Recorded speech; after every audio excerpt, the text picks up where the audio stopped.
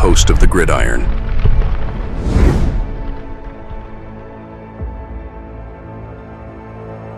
Fourth and goal to go with the 2. 34 seconds left to go in the ball game. This is the play right now. Takes the snap. Targeted goes in.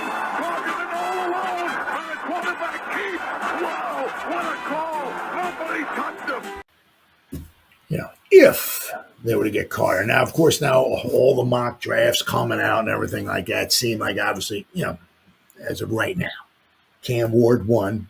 Now, it seems like it's kind of leaning, tilting or whatever toward Travis Hunter, number 2, which, of course, would leave the Giants with Abdul Carter, number 3.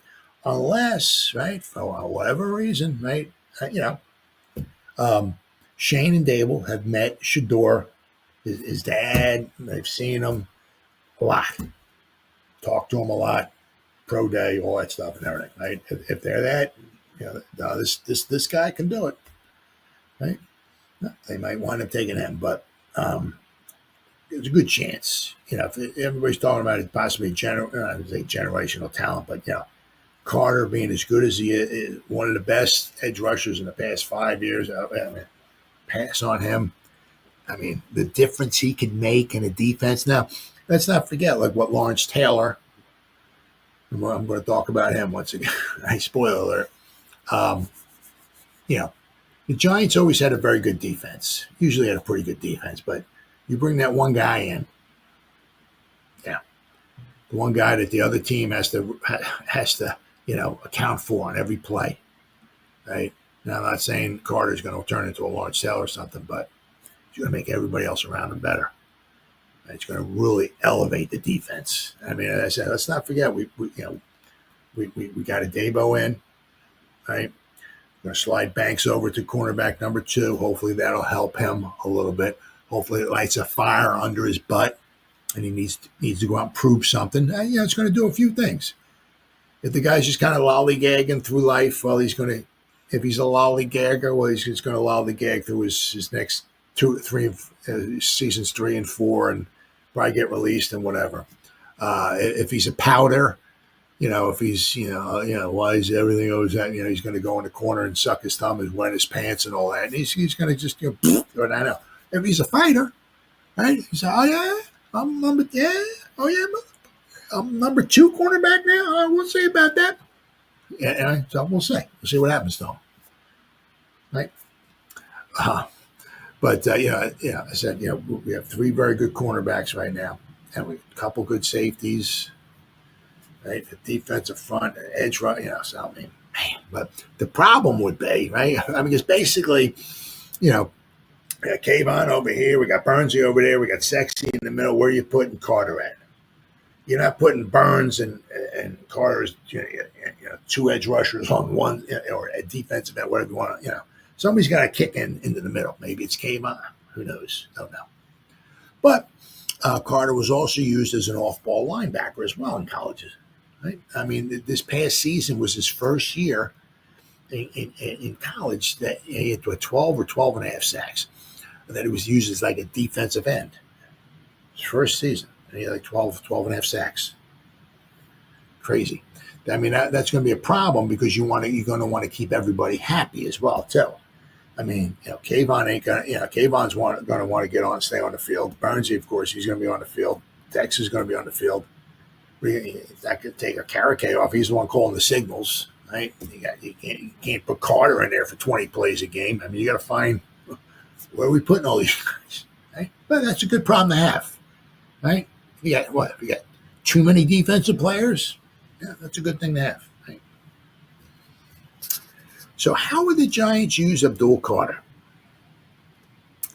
Big Blue View's Tony DelGenio asked a little while ago if the Giants should draft Penn State edge defender Abdul Carter, number 3, if they have the chance.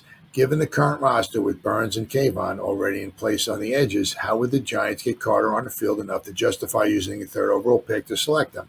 It is a valid question. Yes, it is. Sports Illustrated's NFL insider Albert Breer has provided a glimpse into the potential answer. All right. The working belief at the moment is that Cam Ward will go number 1 to the Titans, and that both the Cleveland Browns with their second pick, and the Giants pass on Colorado quarterback Shedeur Sanders. So the Browns are said to be leaning towards selecting Colorado wide receiver / cornerback Travis Hunter. I can't blame him there. Right? I mean, you could put the dude on offense or defense. I mean, holy crap. Which will leave the Giants with the chance to select Carter, the other player in this draft considered potentially transformational. I mean, if you're going to pass on a transformation, I mean, I said, unless it's to take the quarterback. I mean, you have to take this guy. You got to take him if he's there. Right? Breer believes Hunter would be the cleanest pick for the Giants. Why? Because the Giants could use help at both positions he plays. And being a two-way player gives any team that selects him 2 bites at the apple and trying to get maximum value from him. So meaning if Hunter would be the cleanest pick for the Giants. But if Hunter's not there, Carter's a little bit more difficult, Breer said, but from what I understand, they view it as workable. It's a good problem to have. You got that right. Remember, this is the franchise that once had O.C. Umenyiora, Michael Strahan, Justin Tuck, and Matthias Kiwanuka, and we won a Super Bowl. Right? Kiwanuka all on the same roster, Breer said. Let's not forget, one of the things we took Kiwanuka in the first round, and it was like, where are we putting this guy at? Well, they found plenty of places for it. I mean, the guy had tons of snaps, right?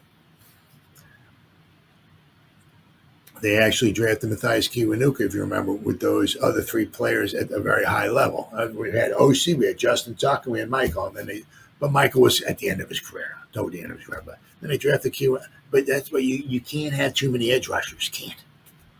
Right? The feeling was that you can't have enough pass rushers. You can't. Nope. Breer reminded that Carter played off-ball linebacker until the 2024 season and said that the Giants could plan to use him there on early downs and then using Carter, Kayvon, Burns, and Dexter Lawrence to brush the passer. Yeah. Right? Steve Spagnuolo made all that work. Can current defensive coordinator Shane Bowen make it work if the Giants take Carter? Well, it's one of those things. If I don't want to, but if Bowen can't make it work, thanks for shopping at Kmart, brother. There's the door. We'll get somebody in here who can. I mean, I'm sure there'd be defensive coordinators out there foaming at the mouth to get in here. You mean I got to coordinate Burns, Kayvon, Dexter, and Carter, and Golston, and Okereke, and Thibodeaux, and Holland, and Phillips, and Banks, and that's horrible. Sure, they can find somebody in there who can make it work. So, oh my goodness. How terrifying could it be for an offensive line to have to deal with Brian Burns, Abdul Carter, Kayvon Thibodeaux, and Dexter Lawrence in a sort of NASCAR-type package, Breer said. It's not perfect, but it's very workable if you believe Abdul Carter is as special as I think most people believe he is. Off-ball linebackers Bobby Okereke and Micah McFadden might not love losing playing time to Carter, but at least initially this would seem to be a solid plan, and one might actually see it come to fruition. Now, but one thing very interesting, though, is that thankfully it's not going to need surgery. It's supposed to heal on its own with Carter, right? Is Carter's stress reaction called a non-factor. Carter visiting the Giants after medical recheck. Before he headed to East Rutherford, New Jersey on Thursday for his highly anticipated 30 visit with the Giants, Penn State edge defender, please forgive me, Abdul Carter went to Indianapolis for a recheck of the stress reaction in his foot. Carter reportedly got good news. Yes.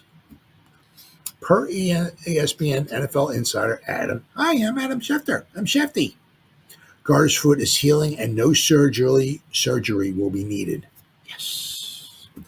should be a non-factor with the teams at this point, Carter's agent Drew Rosenhaus said.